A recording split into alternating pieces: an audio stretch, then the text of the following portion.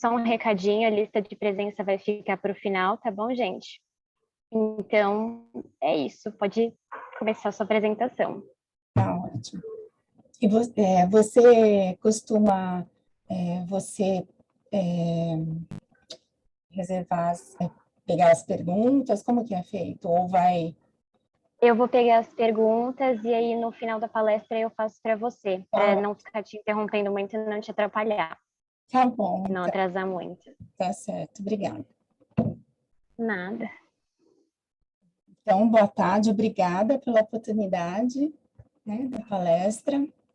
Eu espero que atenda aos pedidos, né, de uma revisão na verdade, foi pedido uma revisão do sistema imune, né, então eu coloquei as células aí trabalhando, vamos ver se ficou bom, eu fiz de um jeito um pouco diferente, mas qualquer coisa a gente tira as dúvidas no final, se ficar um pouco confuso, tá bom?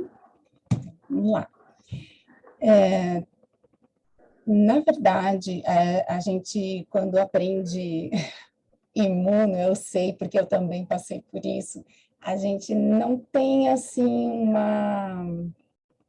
um amor à primeira vista pela imunologia.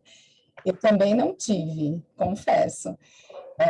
Eu achei um pouco complicado no começo, então eu entendo perfeitamente vocês, mas depois, com o passar dos anos, né, conforme foi chegando perto do último ano, terceiro, quarto ano, assim, aí a gente vai percebendo o quanto é importante a imune, e aí realmente a gente quer revisar um pouco o conteúdo. Então, vamos ver se a gente consegue falar um pouco de cada coisa hoje, tá? Mas qualquer coisa também vocês vão perguntando no final. Quando a gente pensa na função do sistema imune, de cara vem na nossa cabeça a função que normalmente na clínica, né, a gente pensa, né, que é a defesa. Mas quando a gente vai olhar a fundo a função do sistema imune, ele, na verdade, faz o que a gente chama de manutenção da homeostase. Então, ele junto... Oi? Desculpa. Você está passando os slides? Estou passando, não está indo? Para a gente está aparecendo a pasta com os arquivos, não está aparecendo os slides. Eu compartilhei aqui. Para mim está passando. Peraí.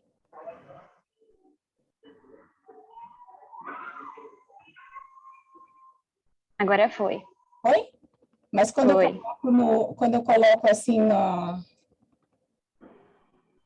quando eu coloco assim, aparece? Tá aparecendo, tá indo. Mas assim Sim. Não vai aparecer, não. Tem que colocar no modo apresentação. Só F5 ali, aí ele fica grande.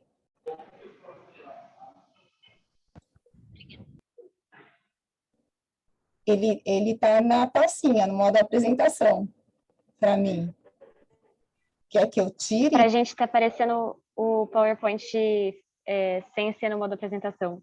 Ah, é? É. Talvez se a prof apertar F5, vai? Oi, desculpa. F5, se apertar, não fica? Assim?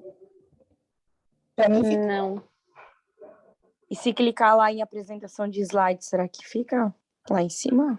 Para nós tá aparecendo todos os slides juntos, sabe? Dá para ver que tem 54 slides, enfim, não tá em tela cheia. Para mim aparece tela cheia. Deixa eu ver se... E se eu apresentar de novo? Vamos ver. Deixa eu colocar ele de novo. Foi? Não.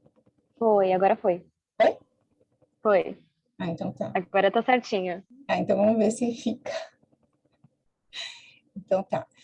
Então, como eu estava dizendo, normalmente a gente pensa só naquela função, né, de defesa, que é a que a gente normalmente se preocupa, né, de defesa contra patógenos e tal, mas Na verdade, a função do sistema imune é ele manter a homeostase corpórea. Então, qualquer coisa que tire o nosso organismo da homeostase, o sistema imune, junto com o sistema endócrino e o sistema nervoso, eles tentam, os três, né, interligados, eles tentam recuperar essa normalidade.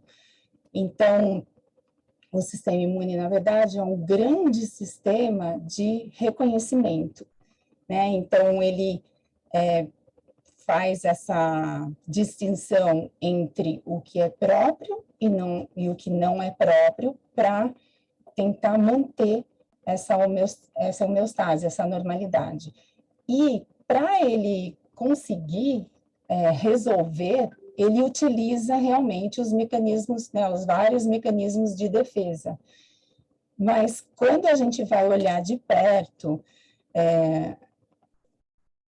se a gente fosse mensurar, ele faz muito mais tolerar o que é próprio do que responder frente a patógenos, porque, na verdade, a gente convive com mais micro-organismos que são benéficos a nós do que patógenos, na realidade. Então, a função, na verdade, do sistema imune no dia a dia é muito mais tolerar do que responder a patógenos. E não é o que a gente imagina quando a gente aprende imunologia. A gente sempre pensa na parte da defesa. Mas, na verdade, ele faz a defesa, é lógico que ele faz, mas ele faz muito mais tolerância, né? Ele tolera muito mais frente ao que é próprio do que se defende do que é realmente ameaçador. E, para isso, ele tem, a gente não vai entrar na palestra, mas a gente tem que fazer uma regulação, tem que ter uma regulação muito fina entre a resposta protetora e a resposta o que é próprio, e também a dosar essa resposta para não ter o que a gente chama de hipersensibilidade, né, que são aquelas respostas exageradas, assim, que levam mais à lesão do que à proteção. E quando a gente fala do sistema de reconhecimento, nós temos receptores, né, nas células, e também receptores, moléculas soltas, né, que funcionam como receptores, de dois tipos. Um tipo que é chamado de receptores de reconhecimento padrão, né, que eles são filogeneticamente, a gente pensando assim no aparecimento deles, eles já estão há muito tempo assim na escala filogenética, então eles aparecem em invertebrados, né, então em outros animais, e eles têm uma diversidade menor, né, codificada pela própria linhagem germinativa, então não tem muita variedade, e eles são direcionados para estruturas compartilhadas. Então, para essas células, eles reconhecem moléculas que são padronizadas para grupos de patógenos, grupos comuns. Então, essas células não diferenciam se é uma bactéria, uma shigella da espécie tal. Eles só diferenciam uma molécula que está presente em várias bactérias gram-positivas. Então, é uma molécula, por exemplo, da parede de gram-positivas. Então, ele reconhece aquele grupo de patógenos. E as células, né, que reconhecem essas moléculas padrão, elas não desenvolvem memória, não têm memória. E elas têm uma autotolerância, então elas não fazem resposta contra células próprias, né, moléculas próprias. Então, essas células, esses componentes moleculares, eles pertencem ao que a gente chama de imunidade inata. Então, os fagócitos, né, a gente vê aqui alguns representantes. Então, lógico que a gente tem, antes de falar das células, a gente tem aquelas barreiras, né? Então, tanto o revestimento externo quanto interno, então a pele e as mucosas representam essas barreiras que impedem a entrada de micro-organismos, né? Parasitas. E quando a gente vai falar de células e moléculas, nós estamos falando, por exemplo, de células NK, de mastócitos, de fagócitos como neutrófilos, monócitos, ou nesse caso está no tecido, então, um macrófago, células dendríticas, e um grupinho de moléculas que está aqui representado, que está aqui do lado do micro-organismo, que são essas moléculazinhas aqui, amareladinhas, que estão representando o sistema complemento. Então, essas moléculas e células, como elas reconhecem de uma forma pouco específica, elas respondem de uma forma bem rápida, né? Elas, um tempo, assim, aqui a gente tem um tempo pós essa entrada, né? Em até 12 horas, elas já estão respondendo. Então, é uma resposta bem rápida. Enquanto que um outro sistema de reconhecimento que a gente tem, eles são já mais específicos. E eles são distribuídos de forma clonal. Eles são gerados, na verdade, por recombinação gênica. Então, nós estamos falando agora dos linfócitos. Esses receptores, eles são feitos ao acaso. Então, durante a maturação dos linfócitos, nos órgãos linfóides primários, ocorre uma recombinação gênica. Então, lógico que os genes nós herdamos dos nossos ancestrais, né, dos nossos pais, principalmente, mas que herdaram dos nossos ancestrais, mas aqueles genes que correspondem à formação desses receptores de linfócitos, eles vão ser recombinados. Tem uma enzima chamada RAG, que durante a maturação dos linfócitos, no linfócito B ocorre, no caso dos mamíferos, né, na medula óssea, no caso do T, no timo, na hora que está formando o receptor, ocorre uma recombinação gênica e o receptor, ou seja, aquele linfócito vai se ligar, o que ele vai reconhecer é feito ao acaso. Então, é lógico que nós temos um sistema, né, de teste, antes deles saírem, o linfócito B sair da medula e o linfócito T sair do timo, existe uma educação, né, assim, eles são testados, e se eles responderem de uma forma muito forte a antígenos próprios, eles entram em apoptose lá mesmo, então eles têm que passar por um teste para ir para a circulação, porque justamente os receptores são ao acaso, e aí eles são liberados. Então, essa terminação, né, esse encaixe, né, para um possível epítopo é totalmente aleatório. A gente não sabe o que o nosso linfócito vai reconhecer. Mas, quando ele reconhecer, ele pode, ao se ligar, ao ser ativado, ao se clonar, gerar o que a gente chama de uma memória imunológica, ou seja, ele pode gerar um clone de células que algumas vão participar da resposta, algumas vão ficar como célula de memória para um futuro encontro com esse mesmo patógeno, esse mesmo invasor, né? Quando ele reconhecer esse mesmo antígeno, esse pedacinho do antígeno, na verdade, que a gente vai chamar de epítopo. Só que, por conta dele, esse receptor ser feito ao acaso, esses receptores, eles têm um potencial autorreativo, e é por isso que a gente precisa do sistema praticando o que a gente chama de tolerância. Então, precisa ter uma vigilância muito grande em cima dos linfócitos para a gente não desenvolver uma doença autoimune, né? Então, existe na imunidade adaptativa, a gente já tem uma regulação mais fina, porque, diferente da imunidade inata, existe uma possibilidade de uma reação autoimune. Até aqui tudo bem, né? Vamos lá.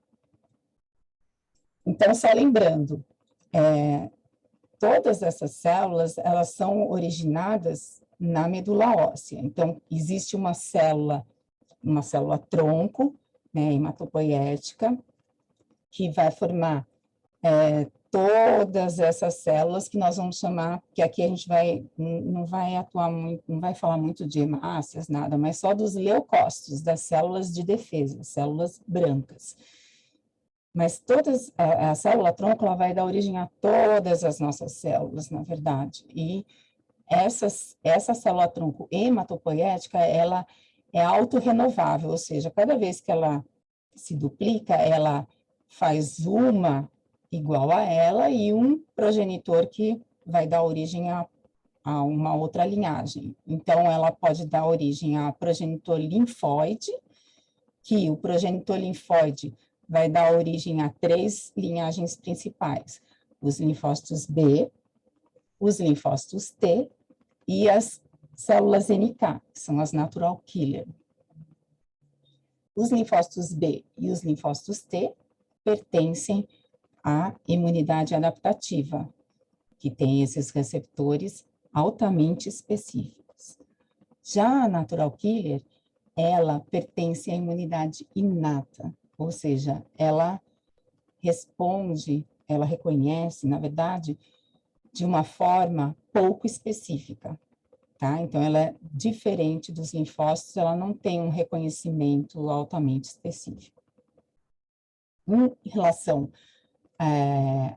ao outro lado, né, que é o progenitor mieloide comum, que ela também pode dar origem, esse progenitor mieloide comum, ele pode dar, então, originar a série eritroide, que a gente não vai falar hoje, e megacariócitos, mas ele pode originar basófilos, eosinófilos, neutrófilos, monócitos, e também desse progenitor que origina os granulócitos e monócitos, a gente também tem a origem das células dendríticas, que nós vamos ver daqui a pouco uma imagem dela também. Então, isso tudo, né, está acontecendo dentro dos ossos longos e na medula óssea, tá? Lembrar que os linfócitos T, eles são produzidos aí na medula óssea, mas eles têm que ir para o timo, né, como está aqui num quadradinho, né, então pode passar batido, eles têm que ir para o timo para terminar a maturação, ou seja, formar o receptor dele no timo, por isso eles são chamados de linfócitos T, vem de timo mesmo.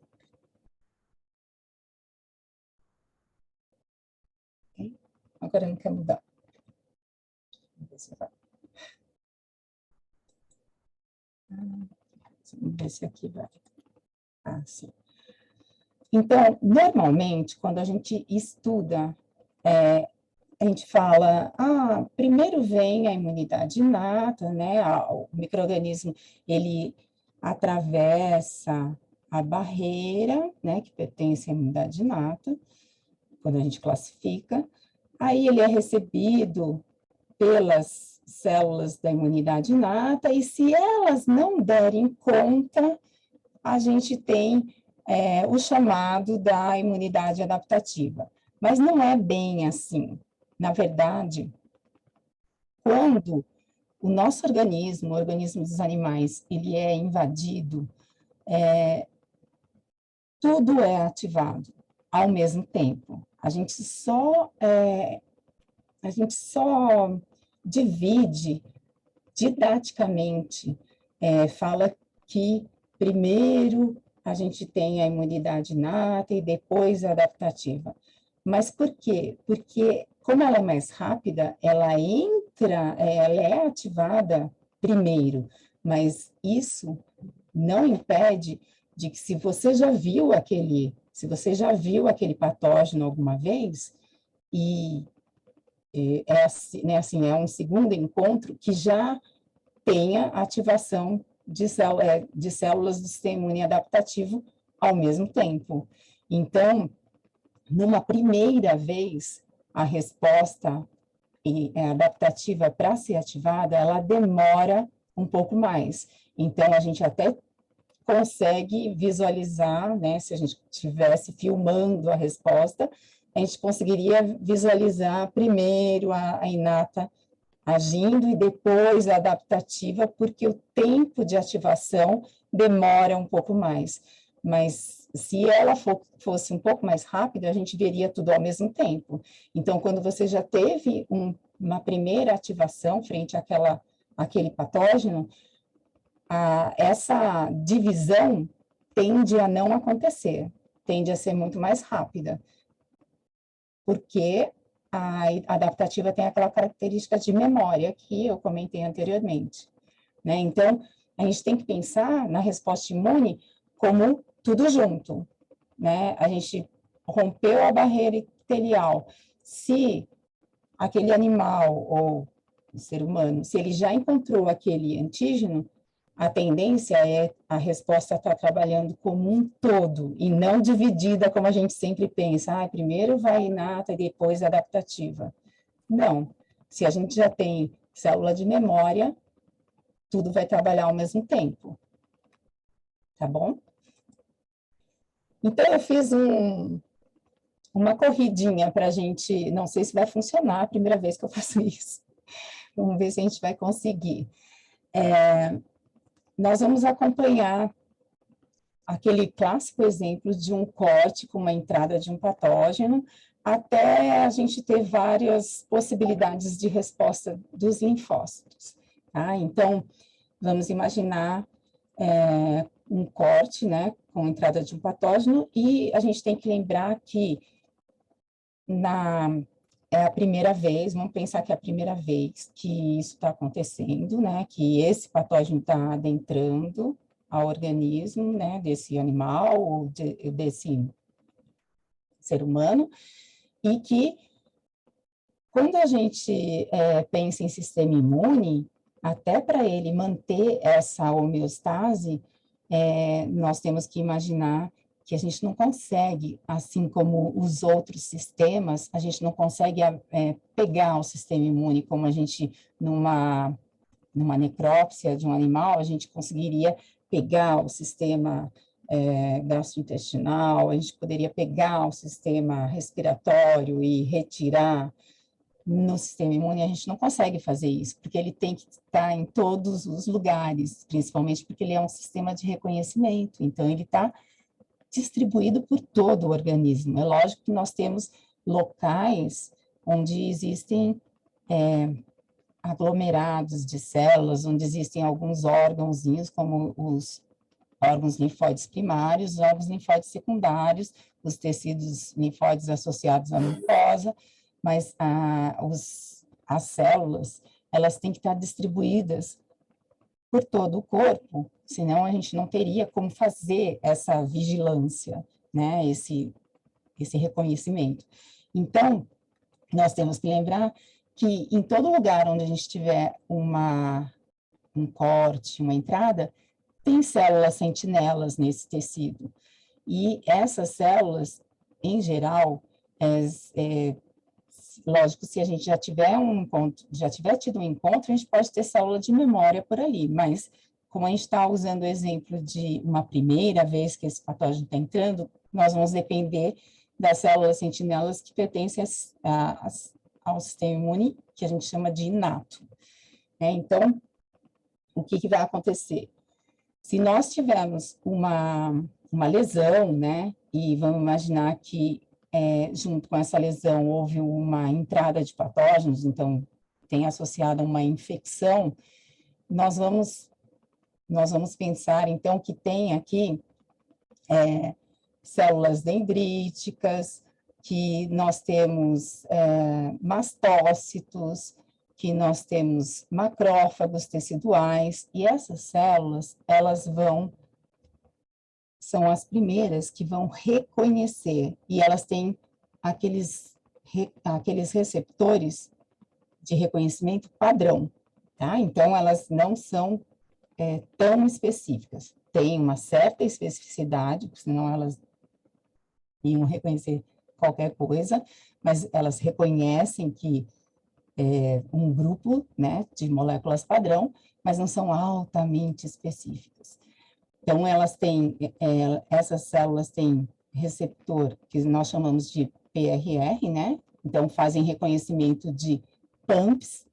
O que são PAMPs? São moléculas padrão associadas a patógenos. Ou DUMPs, que são moléculas padrão associadas a danos, porque nós tivemos dano celular. Então, moléculas que normalmente estariam dentro de células, ATP, DNA, vão estar expostas agora porque houve um dano no tecido. Então, essas células, elas conseguem reconhecer também moléculas que não deveriam estar fora da célula, e elas respondem a isso.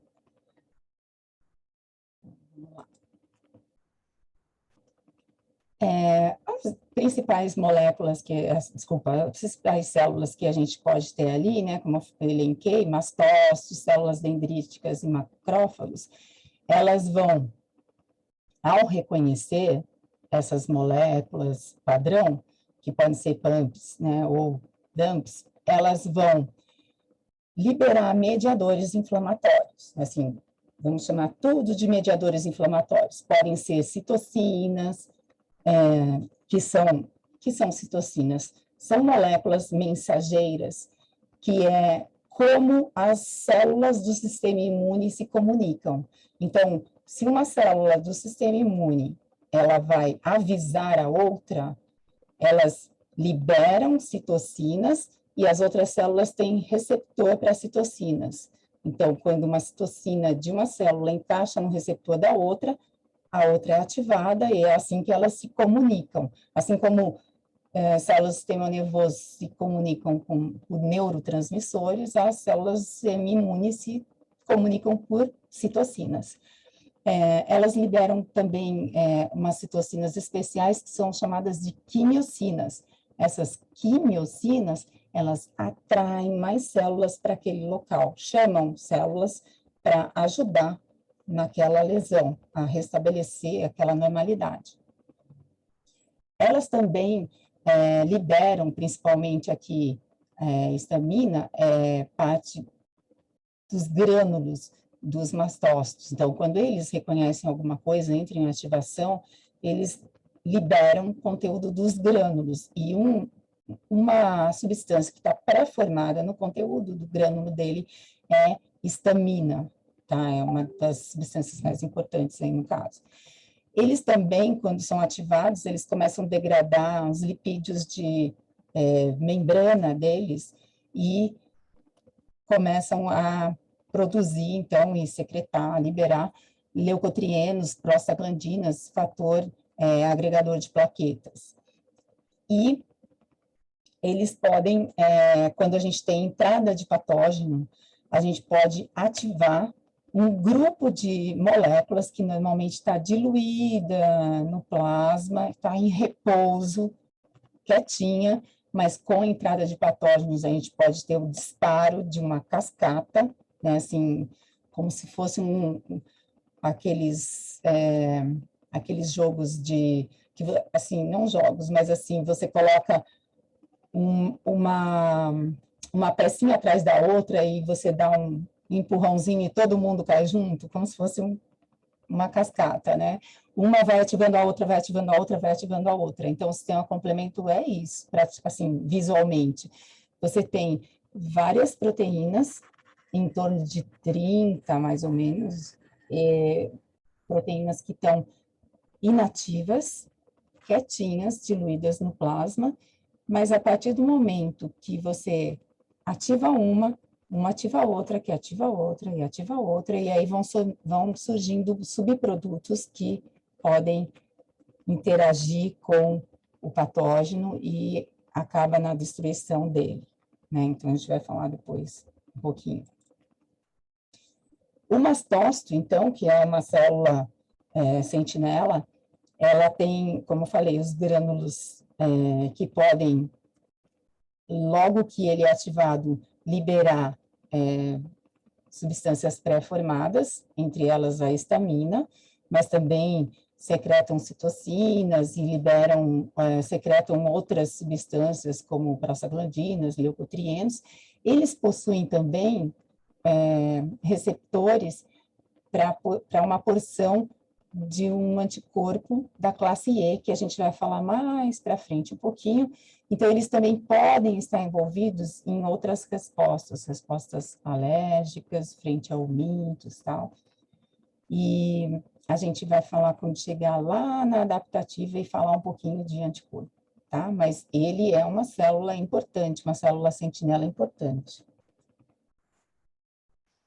Tá? E aqui está representando, né, ele com o receptor para a porção FC, né, então a liberação de histamina, ele também tem algumas enzimas que ele libera, né, citocinas, quimiocinas, as prostaglandinas, leucotrienos. Então, ele como um sentinela, ele é bastante ágil. Uma célula parecida com ele, mas que não está presente nos tecidos, e sim no sangue, embora em pequena quantidade, são os basófilos.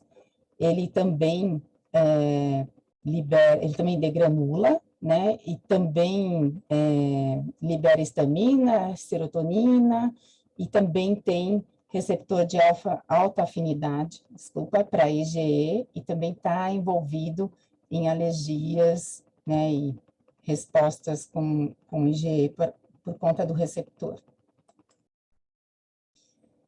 Eu falei que entre as sentinelas nós temos também macrófagos. Aqui na tela eu coloquei um monócito, né? Vocês estão vendo com um esfregaço sanguíneo.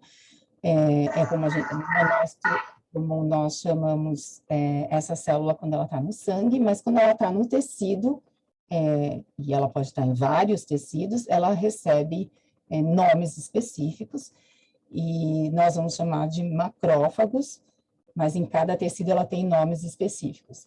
Ela pode estar, então, em vários tecidos, no tecido ela tem uma vida bastante longa, eles são fagócitos, então, eles não têm grânulos, assim, importantes ele não degranula, ele faz uma outra coisa que é englobar o patógeno e quebrar o patógeno em pedaços menores, e ele tem uma função bastante importante, porque quando ele quebra, mas ele não consegue destruir completamente, ele tem a capacidade de funcionar como uma apresentadora de antígenos.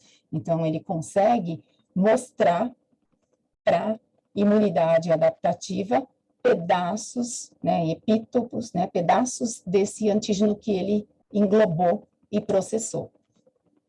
E os macrófagos, eles possuem plasticidade. O que é isso?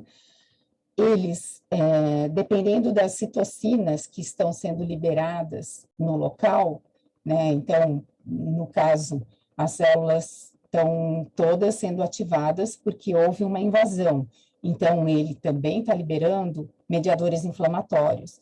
Mas quando acabar não tiver mais razão de inflamar, os macrófagos que vão começar a mudar o perfil deles para M2, né? Então, quando eles são inflamatórios, eles são chamados de macrófagos M1, e quando tem que voltar tudo ao repouso, restabelecer o tecido, eles mudam o perfil deles para M2, e eles participam da reparação tecidual, que é uma coisa que a gente não trabalha muito na imuno, mas vocês veem na patologia, né? Uma outra célula que a gente comentou, então, que estavam como células sentinelas, são as células dendríticas, né, que a gente abrevia como DC. Normalmente as abreviações são em inglês, né, então são ao contrário. Essas células, elas têm esse nome, elas não têm nada a ver com o sistema nervoso, elas só têm esse nome porque elas têm vários prolongamentos que lembram dendritos, mas não tem nada a ver com o sistema nervoso. Elas, vocês viram a origem dela, elas se originam de uma linhagem dos monócitos, né? São parente ali dos monócitos, então, só que elas, por elas terem vários prolongamentos, receberam esse nome. Elas serem, assim, tipo estreladas, né?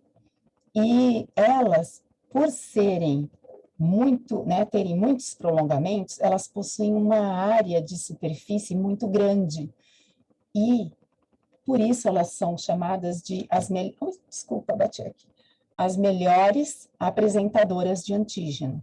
Elas também têm a capacidade de englobar patógenos, processar e apresentar. Elas não têm tanta capacidade de matar os patógenos. Elas elas quebram eles e apresentam, elas não conseguem, assim, destruir por completo, né? Mas elas têm essa função primordial de apresentar. E quando um linfócito T, ele nunca reconheceu um antígeno, ou seja, ele nunca foi ativado, ele é chamado de naive, ele normalmente, assim, para ele receber a primeira ativação, ele tem que ser ativado por uma célula dendrítica. Praxe. Então, ele tem que ser ativado. Então, essas APCs, que nós vamos ver que o linfócito B, que não vai estar aqui agora, a menos que ele seja um linfócito B de memória, eles vão entrar em ativação, né? Eles vão englobar o que eles reconheceram e eles vão processar. E para eles apresentarem para o linfócito, que é o objetivo deles, eles querem mostrar isso para o linfócito, principalmente porque a gente está relatando uma primeira vez que o sistema está vendo esse patógeno, eles têm que ir para os órgãos linfóides secundários. Por quê? Porque os linfócitos, tanto o B quanto o linfócito T, quando eles saem dos órgãos linfóides primários, então, o linfócito B é produzido na medula óssea e é liberado na circulação sanguínea. O linfócito T é produzido na medula óssea, passa pelo timo para terminar de produzir o receptor dele, né, maturado também, e é liberado na circulação sanguínea. Eles não vão ficar soltos por aí. Quando eles nunca encontraram um antígeno, nunca foram ativados, eles não têm um fenótipo, né, assim, moléculas de superfície que permitam ele ficar vagando por aí, porque para as células se movimentarem, elas têm que ter como se fosse um passaporte, assim, moléculas de adesão que permitam elas ir para um lugar ou para outro. Nessas condições que eles nunca foram ativados, eles só podem circular entre os diversos órgãos linfóides secundários, ou seja, eles só podem ir de um linfonodo para outro, ou para o baço, que é um outro órgão linfóide secundário, ou para os tecidos linfóides associados às mucosas, né, que a gente chama de MALT. Então, ele não pode sair desses órgãos linfóides secundários, ele entra em ele tem um caminho específico, umas vênulas endoteliais altas, que é por onde ele pode entrar de novo em outro, mas ele não pode sair desse caminho, eles não vão para os tecidos, enquanto eles nunca foram ativados. Então, alguém tem que trazer amostras dos tecidos, um tecido que está sendo invadido, né, infectado, alguém tem que trazer até o órgão linfóide secundário. E isso é o papel das células apresentadoras de antígeno, macrófagos, células dendríticas, neste caso, que é a primeira vez. Então, eles têm que reconhecer, entrar em ativação, englobar, processar, e durante essa migração, eles vão liberando mediadores inflamatórios, né, para chamar cada vez mais células para resolver o que está acontecendo no tecido, enquanto eles estão indo avisar os linfócitos. Então, a gente tem que ficar com isso na cabeça. As APCs, elas pegaram amostras, estão indo para os órgãos linfóides secundários, enquanto elas também estão liberando mediadores inflamatórios para chamar mais células para chegar ali e ajudar quem ficou lá no tecido para resolver a situação. Espero que até aí tudo bem, não esteja tão confuso. Então, elas vão produzindo mediadores inflamatórios enquanto estão migrando. Esses mediadores inflamatórios, eles vão chamar mais células para o tecido, né? Que foi o que eu falei. Essa chamada de mais células para o tecido é o que a gente chama de inflamação.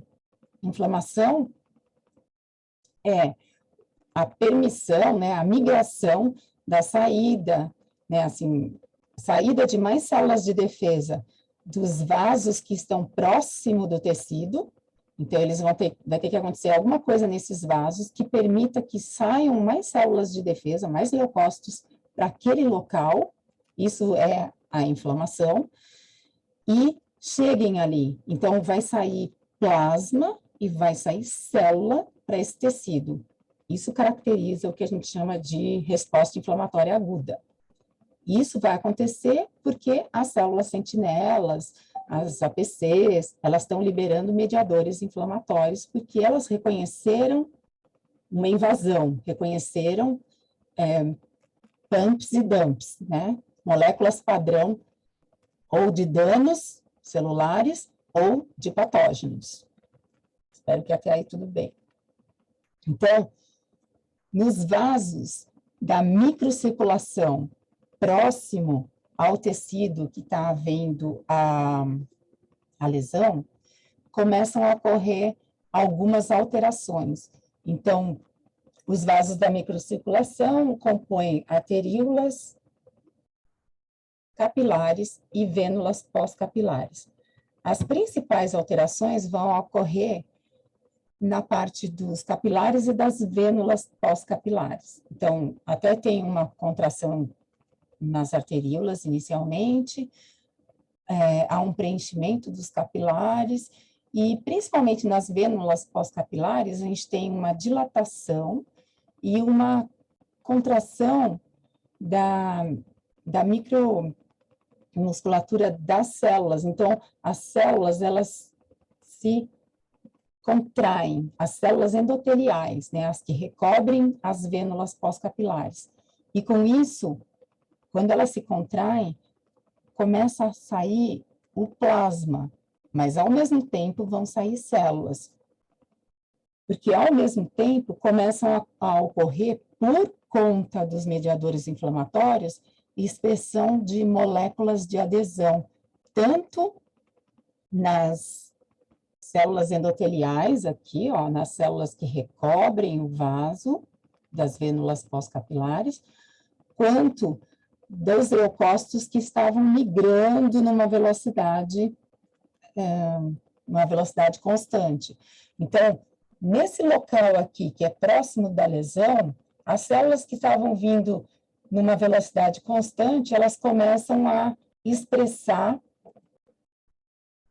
moléculas de adesão. Então, assim, existe envolvimento de 3 famílias aí de moléculas de adesão, que a gente não vai, assim, entrar no, assim, famílias das selectinas, das integrinas, das immunoglobulinas, e aí a célula que estava numa velocidade constante, ela começa a se sentir atraída para a parede do vaso, e ela começa a passar por entre as células endoteliais. Isso tudo pela influência dos mediadores inflamatórios que estão sendo liberados naquela região do tecido lesado. E ela começa, então, a sair do vaso. Ela vai sair e ela vai ser direcionada pelas quimiocinas, ou seja, quem está liberando as quimiocinas? As células sentinelas. Então, por diferença de gradiente de concentração, elas vão migrar daqui que está menos concentrado para o local da lesão, que é onde está mais concentrado, que é onde estão as células sentinelas. Então, os leucócitos, eles se direcionam para o local onde está a maior concentração de liberação de mediadores inflamatórios e vão até o local da lesão. Então, essa migração celular, essa migração que também sai em plasma, e nesse plasma aí estão as proteínas do complemento que vão ser ativadas, né? Essa migração aqui, que aumenta o volume desse tecido, fica vermelho, porque a gente teve também essas modificações na microcirculação local, pode pressionar acaba pressionando algumas terminações nervosas, então a gente pode ter dor, aumenta a temperatura, dor, calor, rubor, aumento de volume e muitas vezes uma perda temporária da função, é o que a gente chama de resposta inflamatória. Então, a resposta inflamatória nada mais é que essa migração celular, né, as células de defesa estão indo ajudar as células sentinelas que estão chamando por ajuda. Enquanto isso, a gente não pode esquecer que as APCs capturaram amostras do que está acontecendo lá e estão levando para o adaptativo, para o sistema imune adaptativo, que não consegue chegar no tecido, porque eles são naive ainda, nunca foram ativados, tá? Nessa primeira vez. Então, olha só, está saindo do vaso em direção ao local da lesão, pelo aumento da permeabilidade vascular e pelas moléculas de adesão, a gente está tendo principalmente neutrófilos, que é o que a gente tem mais abundante no sangue e que são os primeiros a migrarem para ajudar a célula sentinela.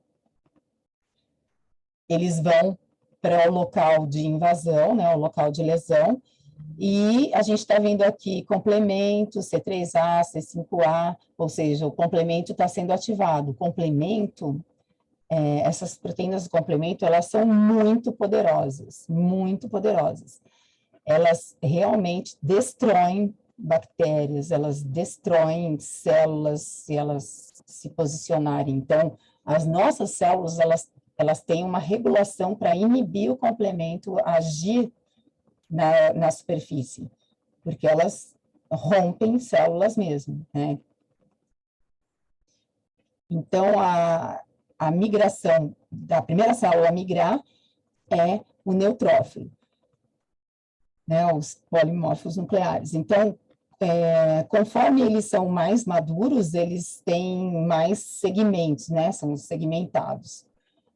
Eles fazem fagocitose e eles têm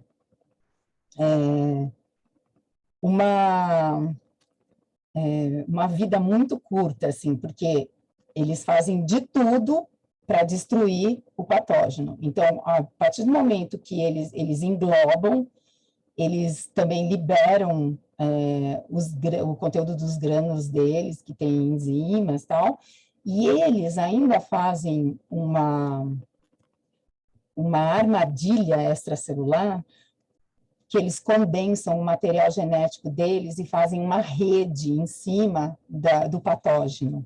Então, tem um esquema aqui, né? Ele faz a fagocitose, que a gente aprende, aquela fusão do fagossomo, aqui nesse esquema, né? A fusão do fagossomo com o lisossomo. Então, a gente tem as enzimas do lisossomo agindo sobre a bactéria.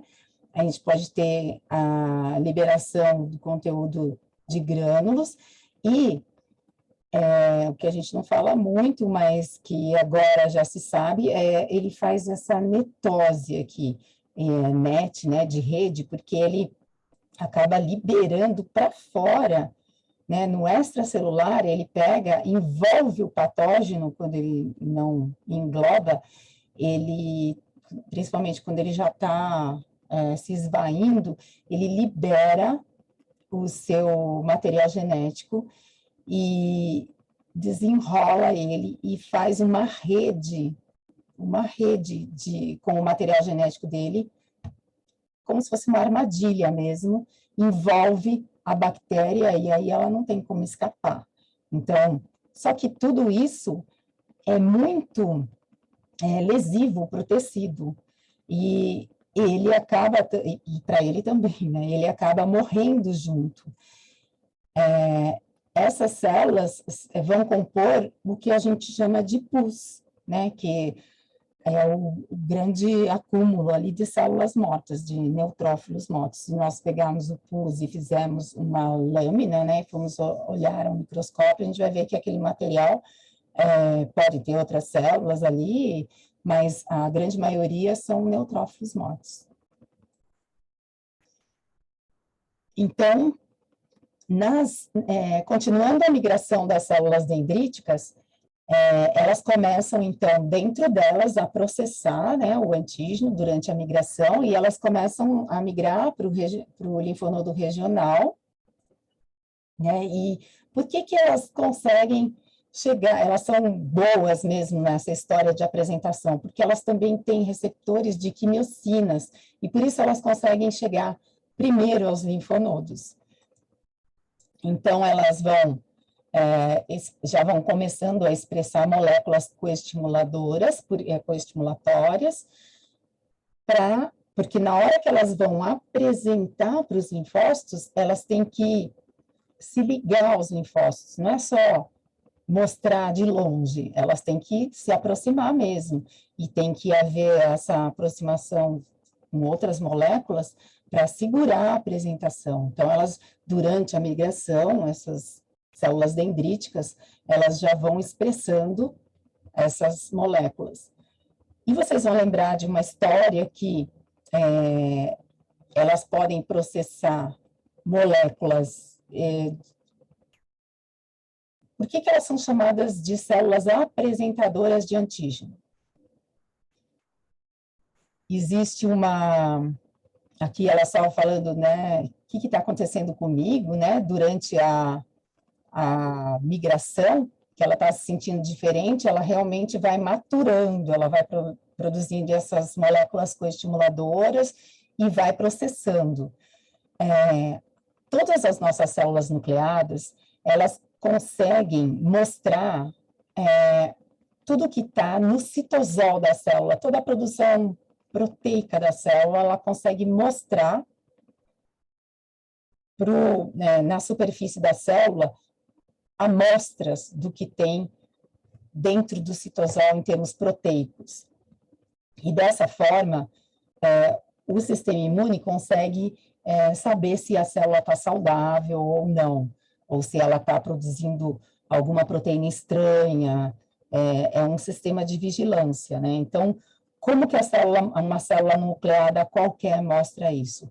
Ela quebra proteínas, amostras de proteínas da própria célula, ou tudo que tiver ali em termos proteicos solto no citoplasma da célula, e liga a um grupo de moléculas chamadas moléculas do MHC classe 1.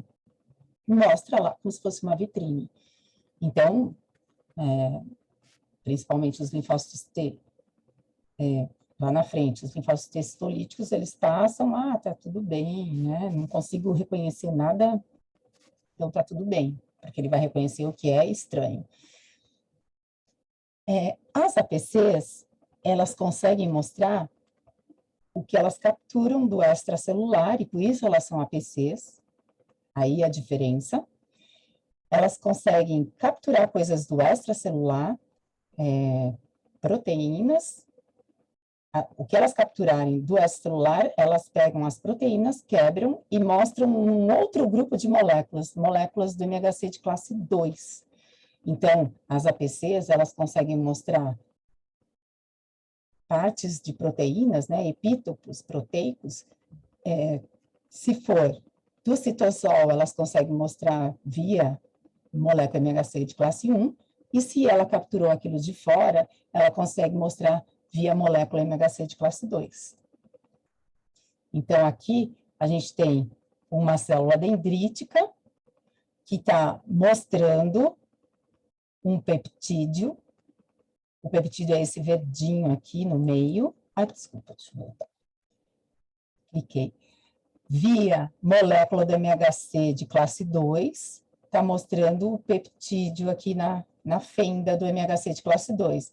E aqui tem um linfócito T naive, né, que ela vai apresentar, né, nesse caso, estou mostrando a apresentação que ela faz, e aqui o TCR, né, receptor da célula T, reconhecendo, ele tem que reconhecer o MHC de classe 2 e o peptídeo, tem que encaixar os dois no TCR.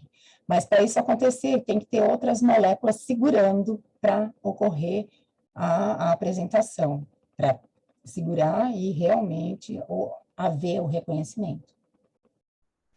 Só que isso não é fácil de acontecer, porque, como eu falei para vocês, ela vai processando e tal, e quando ela chega no linfonodo, né, então ela vai processando, e quando ela chega no linfonodo, ela tem que, a célula apresentadora de antígeno, ela tem que buscar a célula T específica que reconheça o que ela está apresentando.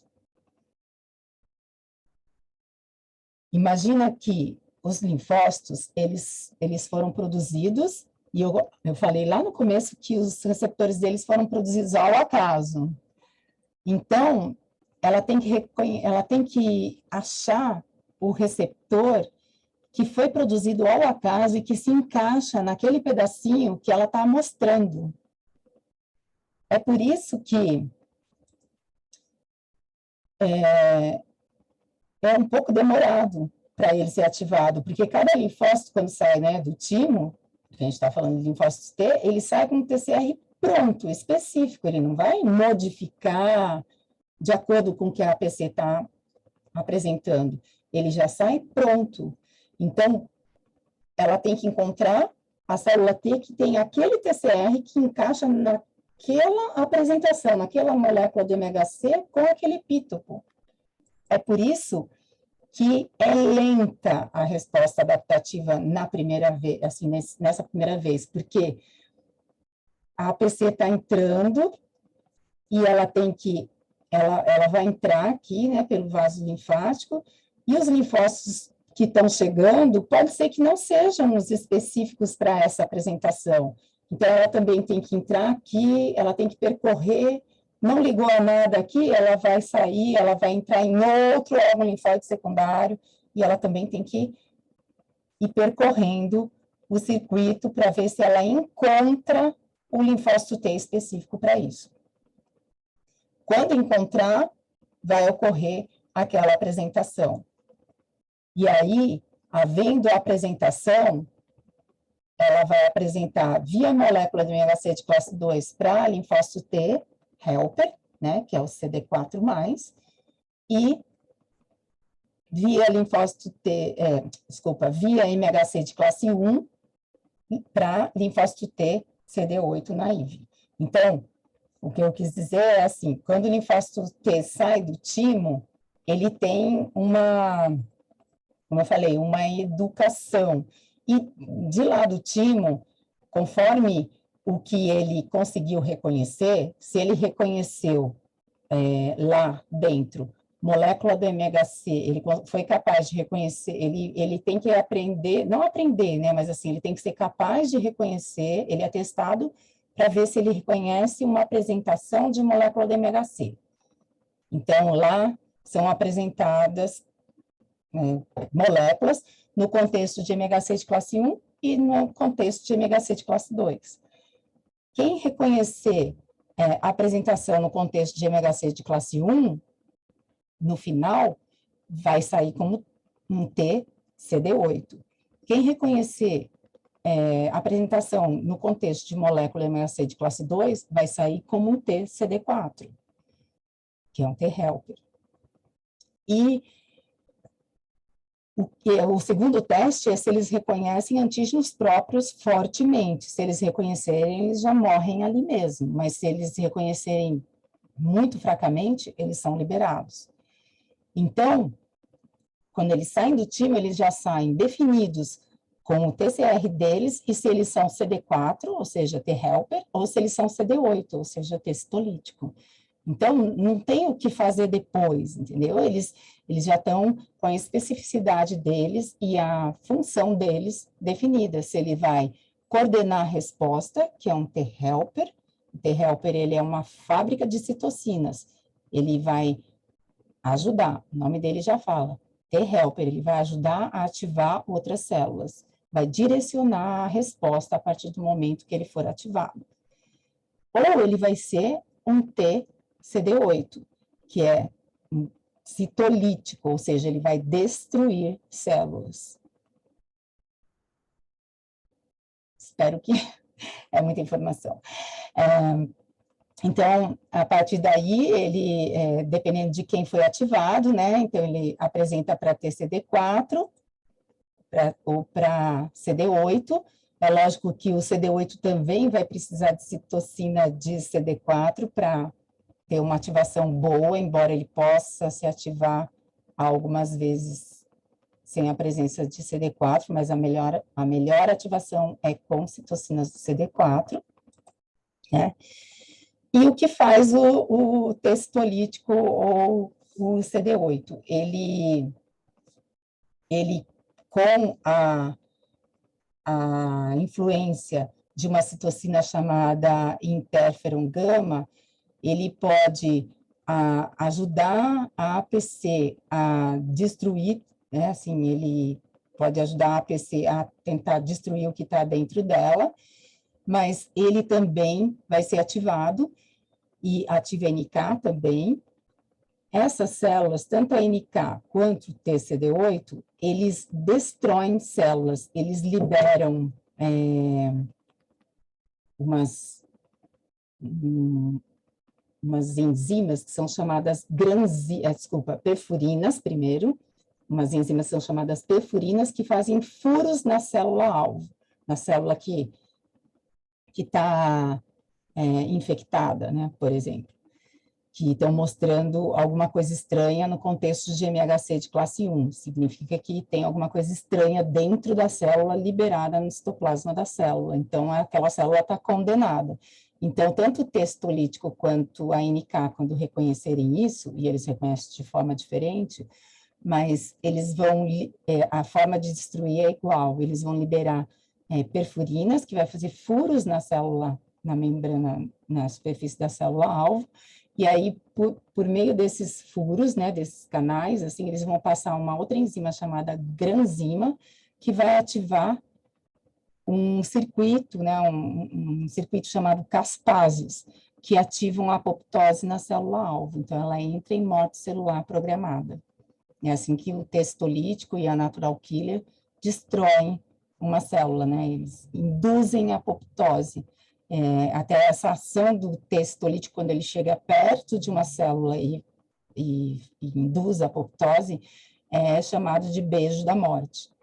E ele também tem uma outra forma de fazer isso, de chegar perto e ligar o ligante faz da célula e também induzir por uma outra via bioquímica as caspases e induzir por uma outra bioquímica a apoptose. Então, são duas formas de realmente matar a célula infectada, né? Ou uma célula tumoral, ou uma célula infectada. E, né, então, a célula vai ser destruída, né? Se ela estiver infectada, nesse caso, e o patógeno intracelular, vai ser destruída por apoptose.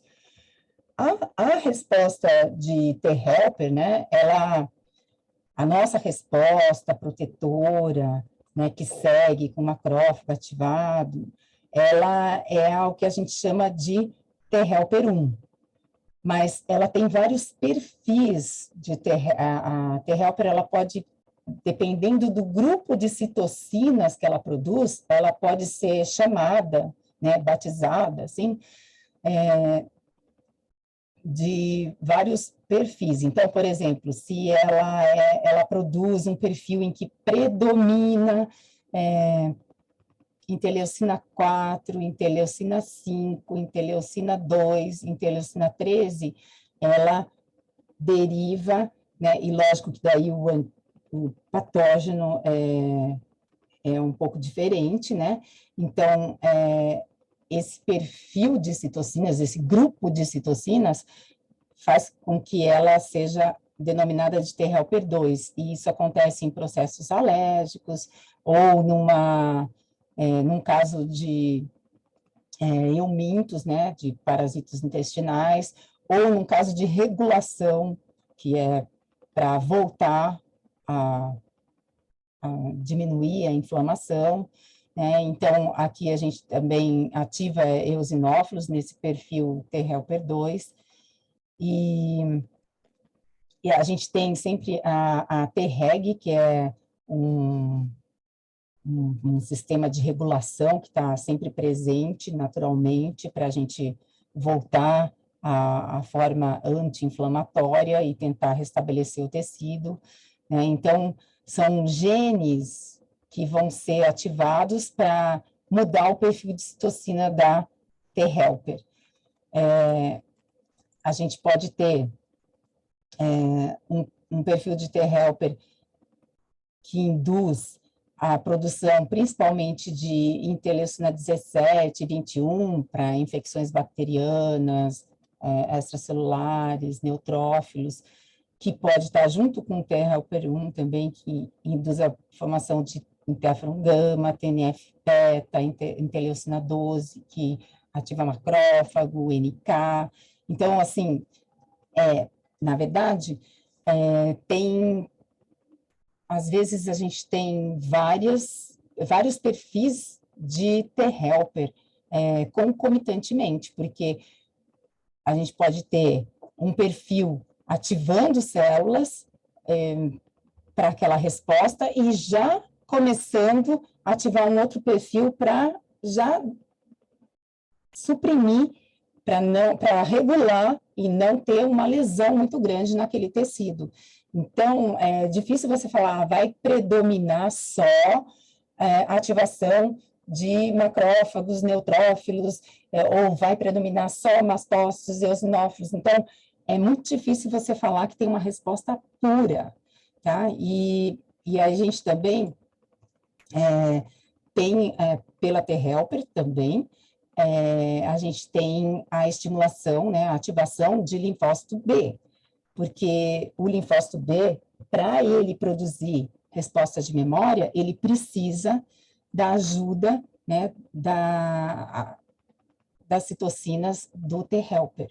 E o T-helper 2, por exemplo, ele faz com que haja a diferenciação para IgE, que a gente vai ter nessa resposta de alérgicos, de eumintos e na regulação. A gente pode ter T-reg para IgA, TH1, né, no perfil TH1 a gente pode ter IgG. Então,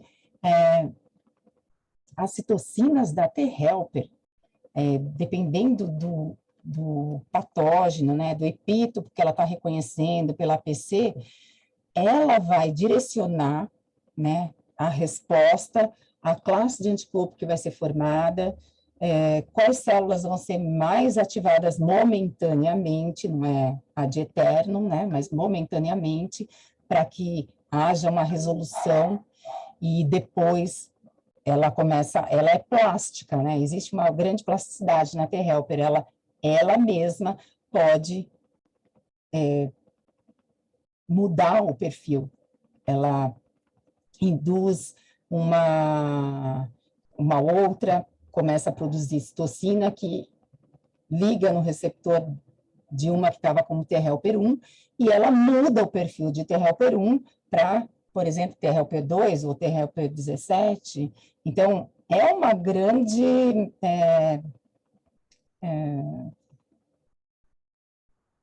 assim, a princípio, uma grande mudança de perfil que pode acontecer para regular a resposta. Então, ainda confuso para a gente identificar qual é o perfil que, numa resposta contra eumintos, é só esse perfil que está presente, ou numa resposta de bactéria intracelular é só este perfil, é predominantemente esse, mas pode ter um outro perfil junto, porque já está começando a regular. Então, não é tão fácil assim a gente responder. Então, aqui estão os linfócitos, e assim, eu nem coloquei qual porque a gente não consegue morfologicamente definir qual deles não dá, só com marcação de moléculas de superfície, né? E aí precisa ter técnicas para isso. Então, aquela mesma figura em que a gente tem a APC, né, e a apresentação para T-helper, e aí, dependendo, né, de qual é o perfil, a gente pode ter a ativação de macrófagos, a gente pode ter ativação de célula B, outras células da inflamação. Se for a apresentação para T, a gente vai ter a destruição de células infectadas, mas também pode ter ativação de macrófagos, né? E lembrar, quando a gente fala de linfócitos, e que eles estão, linfócitos T, CD8, né? Linfócito T helper, linfócito B, que eles estão ativados e influenciados pelas citocinas do linfócito T helper, eles vão sempre proliferar, como está aqui desenhado, né, no esquema, eles vão proliferar, ou seja, formar um clone de células, né, entrar em mitose. Algumas células vão funcionar como uma célula efetora, né, T efetora, e algumas... Minha cachorra, desculpa. E algumas células vão ficar como células de memória. Para um próximo encontro com esse mesmo, né, nessa mesma apresentação, vai haver um encurtamento, né, na resposta. E cada vez que houver um novo encontro, a resposta vai ficar mais rápida e você vai ter mais células com a mesma especificidade, né? Então, é isso que esse é o grande objetivo da vacina, né? Assim, na verdade, da imunização, né? Porque quando a gente vacina, a gente não sabe se a gente imunizou, né? E a mesma coisa no linfócito T e a mesma coisa no linfócito B, né? Quando a gente tem o linfócito B se diferenciando, na verdade, ele vai proliferar, ele vai se diferenciar, só que aí, diferente do linfócito T, a gente vai ter linfócito B de memória e vai ter a célula efetora, vai ser o plasmócito, que é uma fábrica de anticorpo, e a gente vai ter a liberação de anticorpo, que vai ser a molécula que vai intermediar a destruição. Não que vai fazer, mas que vai intermediar a destruição. Tá? Então, aqui alguns perfis, né? Existem mais do que esses perfis, a gente sabe, mas, assim, os principais perfis as principais citocinas, não tem todas as citocinas, né? Quais são as principais reações e contra quais patógenos, né? Se houver uma extrapolação na resposta, qual pode ser o papel na doença dessas T-helpers aqui, né? Então, uma T-helper 1, ela principalmente ativa macrófagos, está envolvida na presença, na defesa de patógenos intracelulares, mas pode ter um papel na autoimunidade, na inflamação crônica. Então, elas têm uma função protetora, mas isso tem que ser dosado, porque pode se transformar numa hipersensibilidade ou numa autoimunidade, né? Então, esse é o papel da vigilância, né, da tolerância, e a gente tem que tomar cuidado com isso. tá? Então, aqui só uma imagem dos plasmócitos, né? Então, vocês podem verificar que eles são, eles têm um núcleo diferente.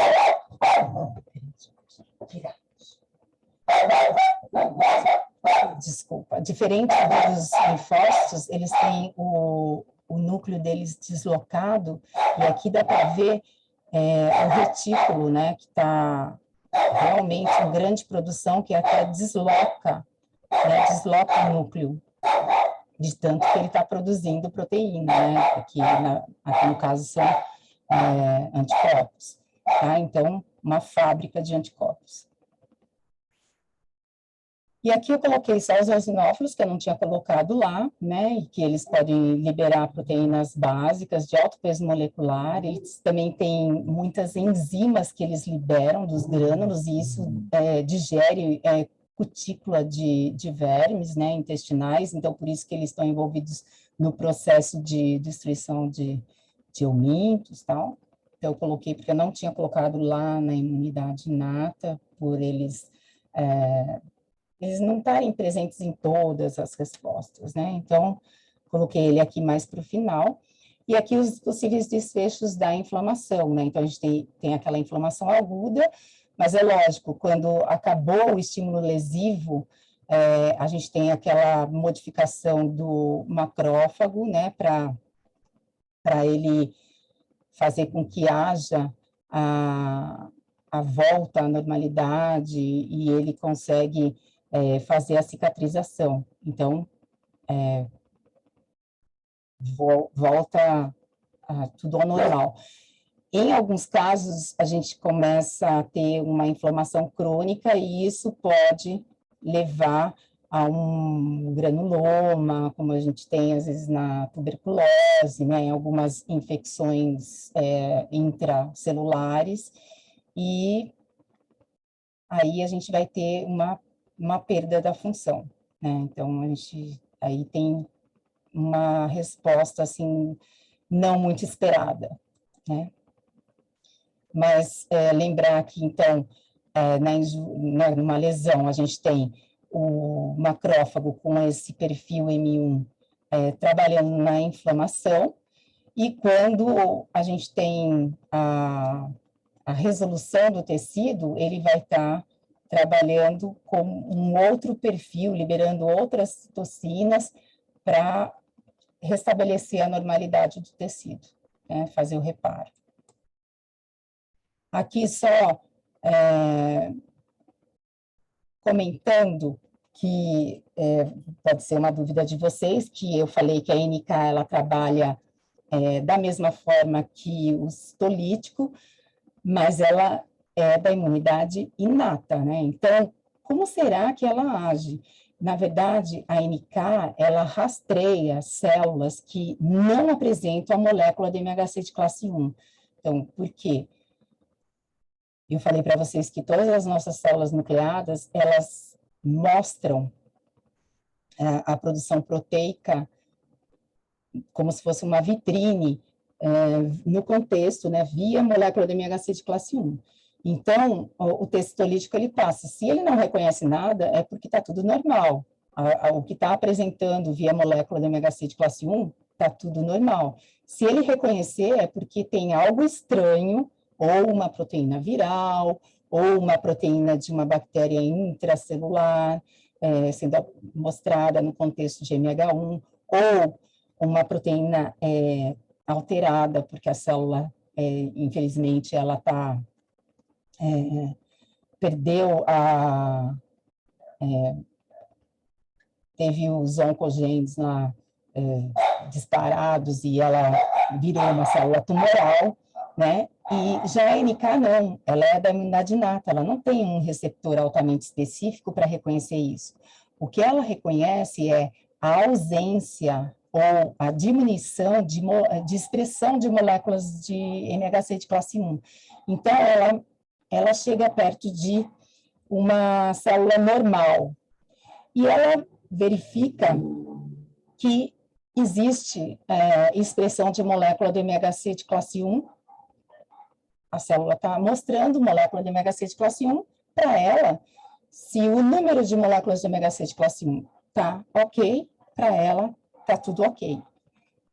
Quem vai ter que ver o que está sendo mostrado é o texto lítico, mas para ela está tudo ok. Se a NK chega perto de uma célula, por exemplo, células tumorais, né, cancerígenas, quando elas estão num determinado processo, não é a todo momento, mas tem um período do processo tumoral que ela induz a diminuição de expressão de moléculas, de produção e expressão de moléculas de ômega 6 de classe 1. A NK, ela percebe isso, ela percebe a diminuição ou a não expressão de moléculas de ômega 6 de classe 1 na superfície da célula. Então, a NK, ela se ativa pela ausência de moléculas de ômega 6 de classe 1, porque se ela liga o receptor dela inibitório em molécula de ômega 6 de classe 1, ela não se ativa. Mas se ela não tem onde ligar o inibidor, o receptor inibitório dela, ela liga o receptor ativador. E aí ela começa a liberar perfurinas, granzimas e começa a induzir a célula a entrar em apoptose. A mesma coisa ela faz numa célula infectada por vírus. Alguns vírus também induzem a diminuição da expressão de moléculas de ômega 6 de classe 1. E o processo é o mesmo. Então, coloquei só para se surgisse uma dúvida. E agora, espero que tenha dado uma relembrada aí na Imuno para vocês. E se ficar algumas dúvidas, estou à disposição. Muito bom, Pro. Tiveram 5 dúvidas. Pode falar.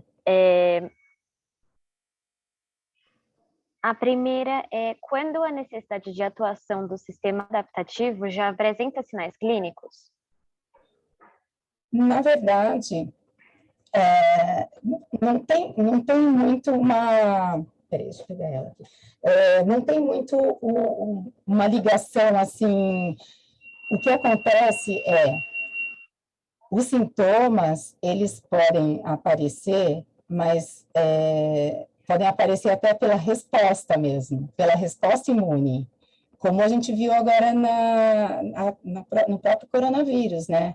Teve as pessoas que estavam piores, que tiveram essas tempestades de citocinas, elas tinham uma forma de responder exacerbada, e elas foram as que vieram a óbito, na verdade.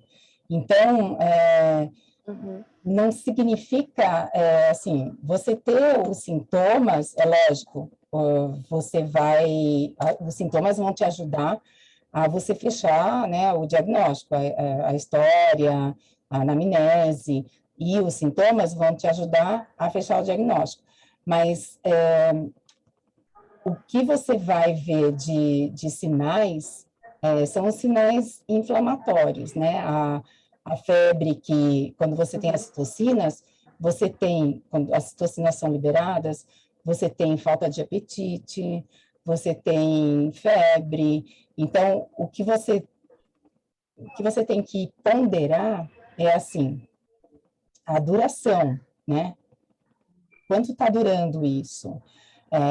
A perda da função, né, tá durando muito tempo, o sistema não está conseguindo resolver sozinho, então eu vou ter que entrar com medicação. Então, assim, entrar com medicação imediatamente não é muito bom, porque é uma resposta. Mas a partir do momento que a resposta está impedindo, ou está, né, a febre está ficando muito alta, como a gente pode até chegar a uma convulsão com febre, então aí é o momento de, né, então você tem que, aí é o momento de intervir, de colocar um anti-inflamatório, de, né, entrar com alguma droga.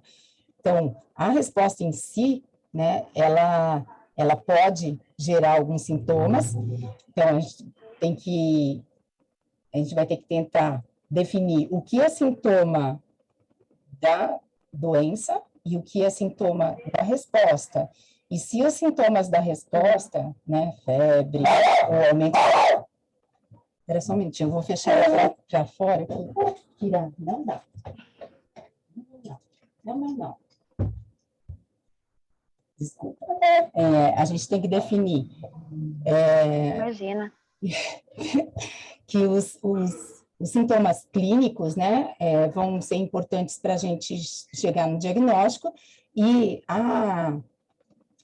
os sinais de resposta inflamatória vão ser importantes para a gente saber que está havendo uma resposta, mas a gente tem que também ficar de olho para que essa resposta não chegue a lesar mais do que proteger, né? Então, é importante que tenha resposta? É importante, né? É super importante, mas a gente não pode deixar que ela seja prejudicial.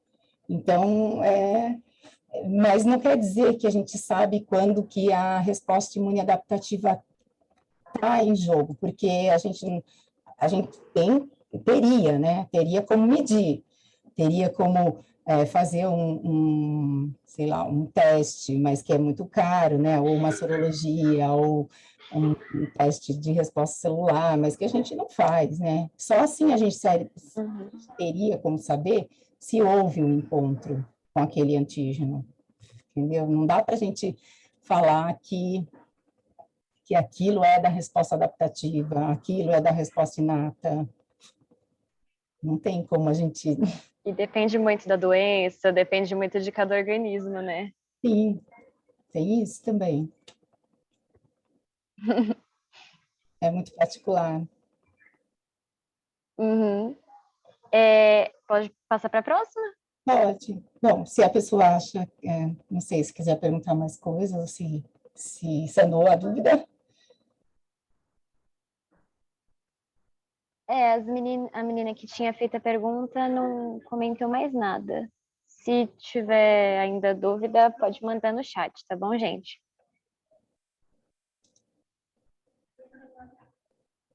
Vou passar para a próxima enquanto isso. As células sentinelas estão presentes nos dois tipos de imunidade, a inata e a adquirida, em igual número ou há diferenças significativas? Nas células sentinelas? Isso.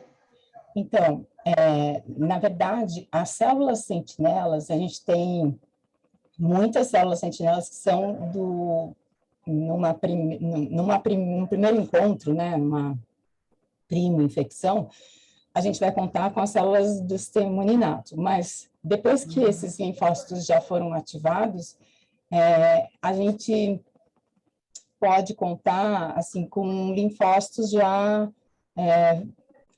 presentes em alguns tecidos, principalmente, né, próximos a superfícies, assim, a gente já encontra linfócitos. Então, essa população de células sentinelas já vai estar misturada, depois que a gente já teve um primeiro encontro com esse patógeno. Então, aquilo que eu falei, a resposta já vai ser cada vez mais rápida, e essas células que já respondem de cara, já podem ser células da imunidade inata, né? Lógico que tem que ter uma apresentação para linfócito T, sempre tem que ter alguém apresentando, mas já vai ser bem mais curto o caminho. Por isso que eu falei que a gente tem que tirar aquela ideia que sempre vai ter uma resposta inata e depois uma resposta adaptativa, e daí todo mundo já vai estar na dança, entendeu? Não tem muita diferença, vai estar todo mundo atuando junto. Acaba misturando, né?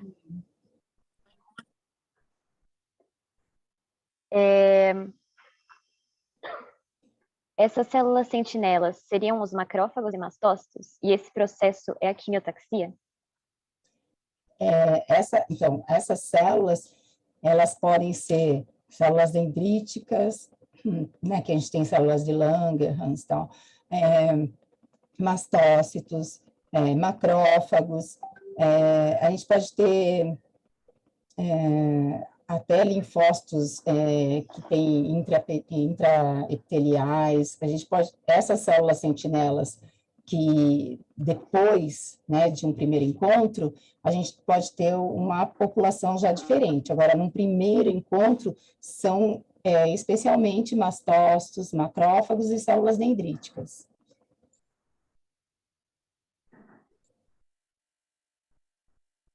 E a quimiotaxia, na verdade, a quimiotaxia é aquela migração que ocorre quando a gente está tendo a resposta inflamatória. Quando a gente está tendo a resposta inflamatória, que é a migração de mais células que estão nos vasos para os tecidos, para ajudar as células sentinelas, essa migração, esse processo a gente chama de resposta inflamatória aguda, quando ela vai migrando, para ela saber para onde ela vai direcionada para a diferença de gradiente químico, né? Ela vai de onde está menos concentrado que onde ela está, para onde está mais concentrado em termos de mediadores.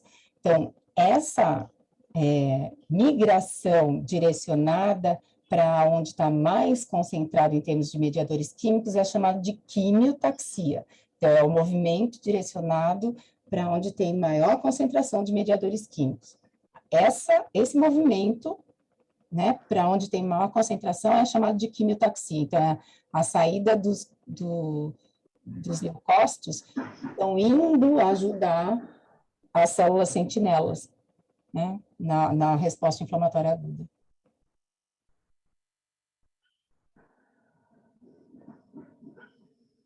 Beleza.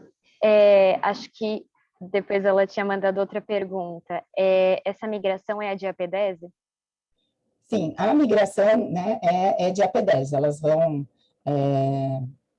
o movimento chama de apedese, mas essa migração direcionada chama quimiotaxia. Beleza. E a última, calma aí. A CD8 seria específico para células tumorais? A CD8, ela pode ser para células infectadas por vírus, células infectadas por bactérias intracelulares que conseguem, assim, sobreviver dentro do citoplasma. Então, não só para células tumorais, mas para esses, qualquer micro-organismo, parasita, que consiga sobreviver no citoplasma de uma célula, ele vai ser apresentado no contexto de molécula de ômega 6 de classe 1. E aí, a célula que reconhece esse tipo de apresentação é o T citolítico. Então, a partir do momento que ele reconhecer, ele vai tentar destruir por meio de apoptose, assim, indução de apoptose. Uhum. Sobre a diapedese ainda, ela é específica dos neutrófilos? Não. Dos leucócitos, em geral.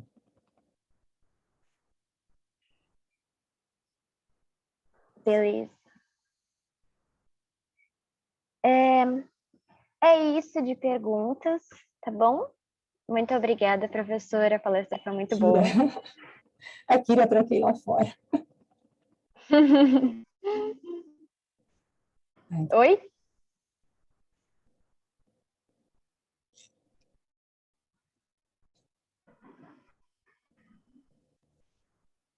Tá dando uma travadinha aqui.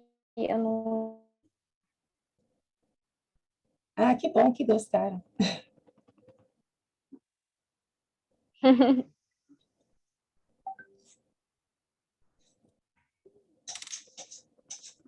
Bom, é isso. Muito obrigada, professora.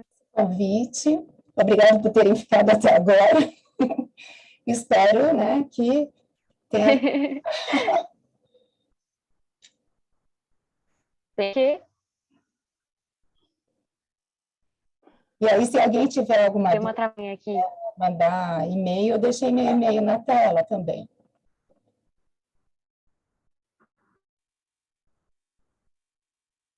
Ah, legal, obrigada. Eu que agradeço. Bom, muito obrigada. Ah, gente, a gravação vai ficar disponível no YouTube do Veterinando, tá bom? Para quem estava perguntando. É isso. Obrigada. Posso fechar? Então? Obrigada, Pro. Obrigada. Até mais. Pode.